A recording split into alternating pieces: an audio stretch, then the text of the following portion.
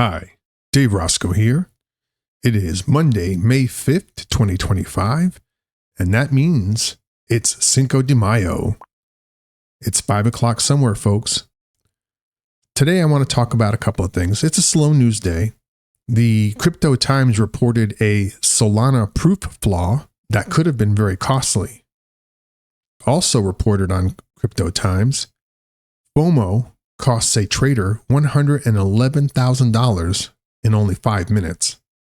Some of you have pointed out that the mining rate went up slightly in May, and it did. It went from 0.0029 Pi per hour to 0.0030. The Pi network recalculates the mining rate every month based on the number of active users, the total bonuses that can be applied that month, and the total that they want to release that month. And then they use all of that and determine the mining rate, and it changes every month.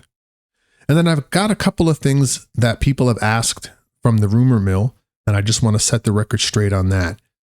The circulating supply is at 7.04 billion Pi, with 0 migrated Pi in the last 24 hours. Migrations don't typically happen over the weekend, and yesterday was Sunday, so there was no migrations. They have not picked up yet today, but I'll keep an eye on that, and I'll put a post on the channel and on X just to let people know that migrations have started, if they do. There is currently 12.7 million Pi in the Pi migration wallet. Migrated unlocked rewards is at 1.88 billion Pi, with 9.8 million Pi unlocked in the last 24 hours and free to be traded on the open markets. Looking at the price action, the Pi coin is trading at 59 cents, which is down 0.1% from this time 24 hours ago.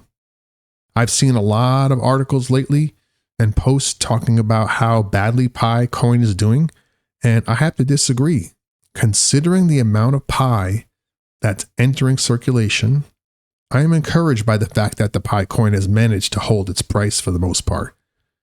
The market cap is at $4.17 billion, which is down 0.17%, and the daily trading volume is at $34.42 million, which is down 49.5%. I don't really keep track of this. I probably should, but I think 34 million might be the lowest we've seen yet. Looking at the rumor mill, there are 2 significant stories that have been circulating that I want to set the record straight on. One is a partnership with BNB Paribas and the Pi network. This started with an article on Pi Coin magazine, but there's been no official statement on this. And this particular source is known for unsubstantiated rumors. I'm going to say that this is just that. It's a rumor, and until we hear otherwise, there is no basis for it other than to try to draw up hype. Another one has to do with Commerce Bank, and this started with an article on Hoka News, which likely is parroting social media articles stating the same thing. And again, there's no official statement, and this source is also known for unsubstantiated rumors. I wouldn't hold any stock in either one of these stories. The Crypto Times reported that Solana has been criticized after patching a bug behind closed doors. And I'll tell you about this bug, and I bring this particular story up because it demonstrates the hazards of DeFi. In this case, it all ended well, but it could have gone the other way. In mid-April, Solana narrowly avoided what could have been a massive crisis, and it happened so quietly, most people didn't even notice. On April 16th, a major vulnerability was reported to Anza, a development team within the Solana ecosystem. The issue was buried inside the ZK El-Gamal proof program, which powers confidential transfers for Token 2022. A token standard introduced to enable privacy features like hidden balances and amounts.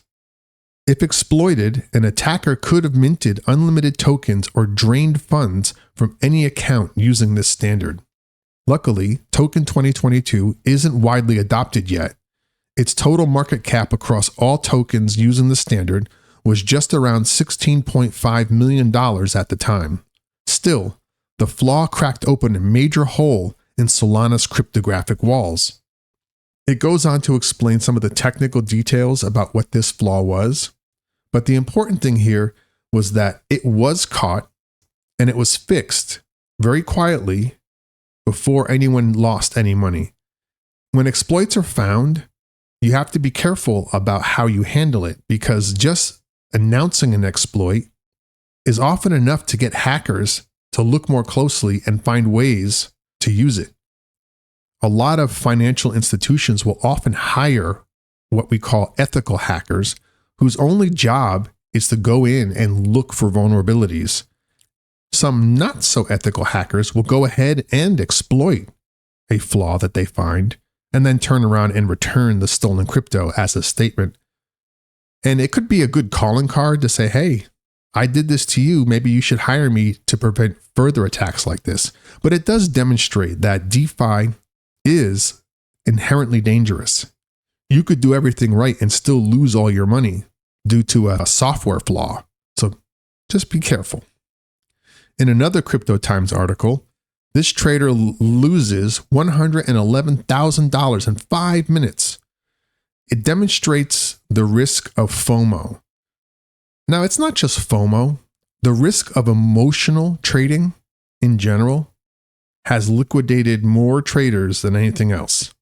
A cryptocurrency trader's $111,000 loss in just 5 minutes has become a cautionary tale for those chasing quick gains in the volatile crypto market.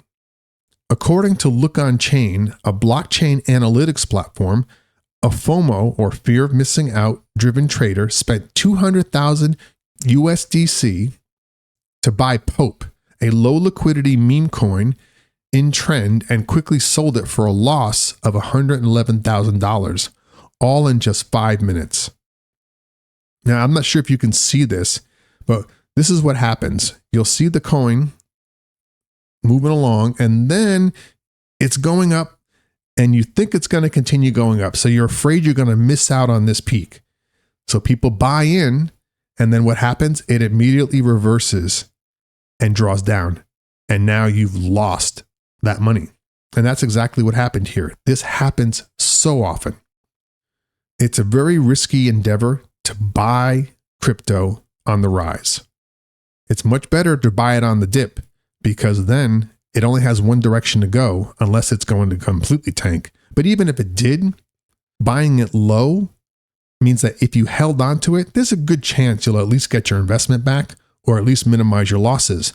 Buying on a rise presumes that it's going to keep on going, and that's just not how things work. If that were the case, we would see an asymptotic line on one of these cryptos that just doesn't end, and we don't see that. It's just constantly up, down, up, down, up, down.